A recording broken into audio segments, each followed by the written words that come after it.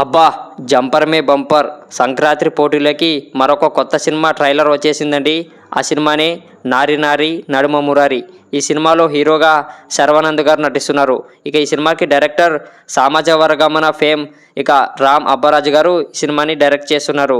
ఈ cinema trailer చూసినాక మనకైతే ఇది కంప్లీట్గా ఫ్యామిలీ ఎంటర్టైనర్ సినిమాలాగా అనిపిస్తుంది. ఈ సినిమాలో చాలా కామెడీ సీన్స్, కామెడీ డైలాగ్స్ మనకు ట్రైలర్లో బాగా కనిపించాయి.